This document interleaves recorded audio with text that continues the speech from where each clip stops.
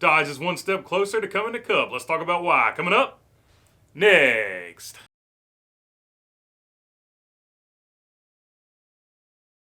What's up, everybody? If I haven't earned your subscription, hopefully I will earn that today.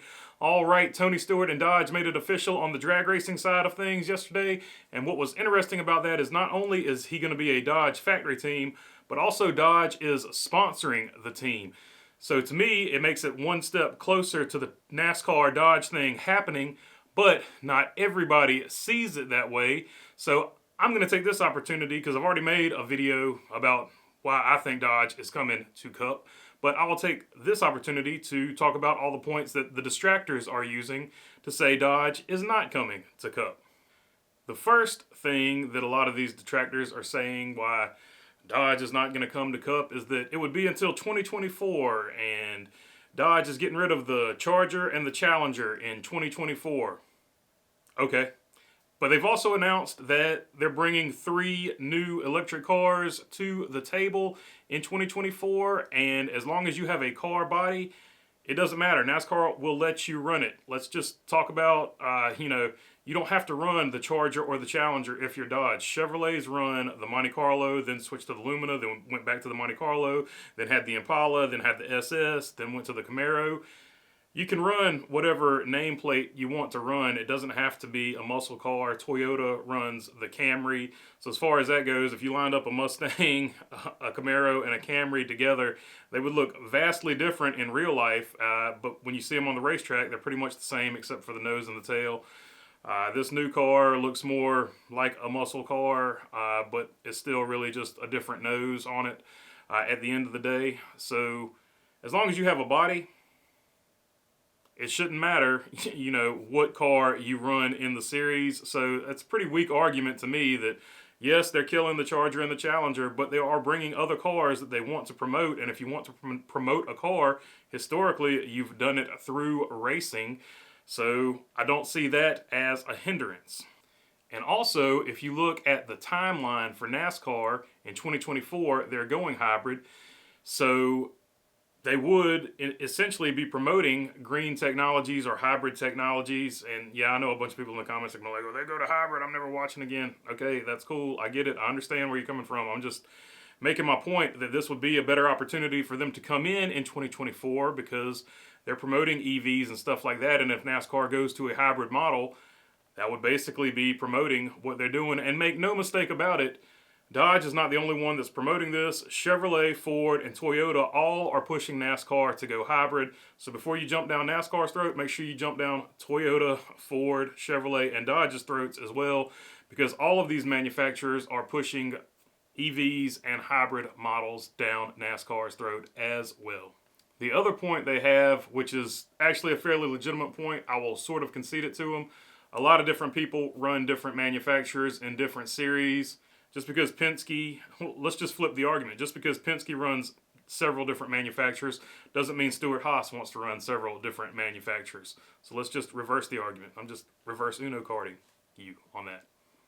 The next argument is, does Stewart-Haas want to leave an engine program like Roush Yates? Now, no disrespect to Roush Yates. They are absolutely awesome. They get the job done. They make some of the best horsepower in the game, but 2024 will be a perfect year to switch, because basically everybody's going to have a new clean slate. So I would actually see that being the best time, either that or the year after, for manufacturers to jump in with a new engine package.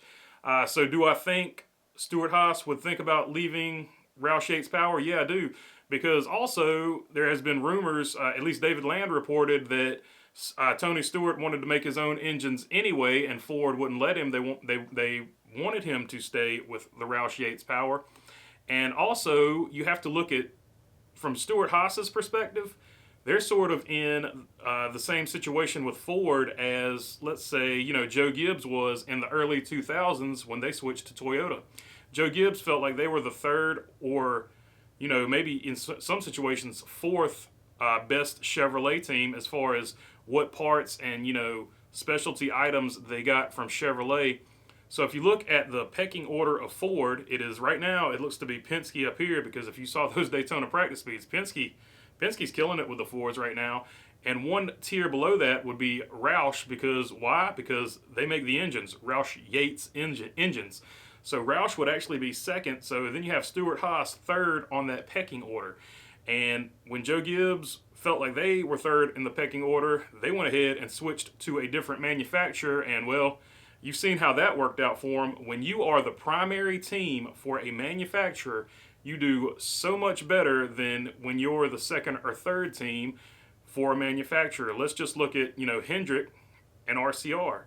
RCR gets plenty of good Chevrolet stuff, but let's not lie about it. Hendrick probably gets the absolute best Chevrolet stuff, and you see a significant difference in them. So do I think there's any type of brand loyalty? And also, Stewart-Haas has already switched from Chevrolet to Ford, so I don't see them as being brand loyal unless they sign a Dodge deal. They could actually become, a Dodge lifer at that point, because they would be the number one Dodge team. So I don't see them wanting to stay with a manufacturer because they're low on the pecking order anyway. So I don't see where they would have any loyalty to Ford or anybody else at this point.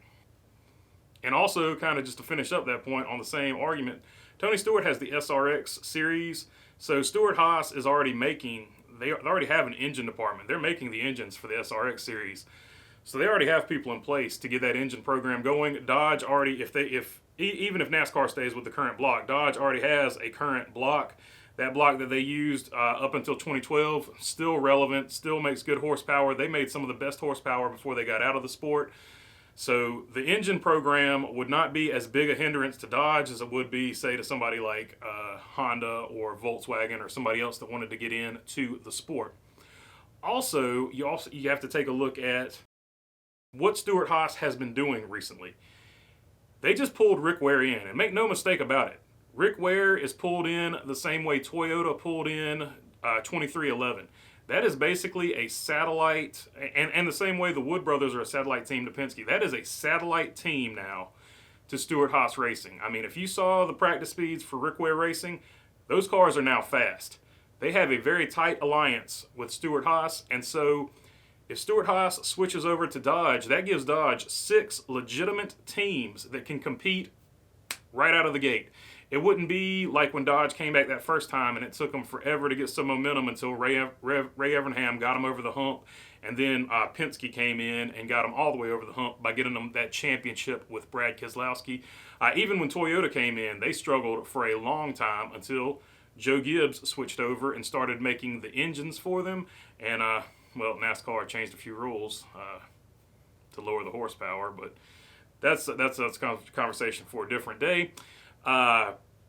So I see absolutely no hindrance for Dodge coming in 2024. So I don't know why certain people wanted to, in their words, rain on the parade of the Mopar Dodge speculation. But this announcement to me was nothing but a further indication that SHR is going to Dodge in 2024, in my opinion. So I didn't see anything or any of these logical arguments that would hinder or dissuade that opinion. So, especially because they're being sponsored by Dodge. Like, I don't know what else you could say. And also, you have to look at how Dodge went out. Dodge never wanted to leave Cup.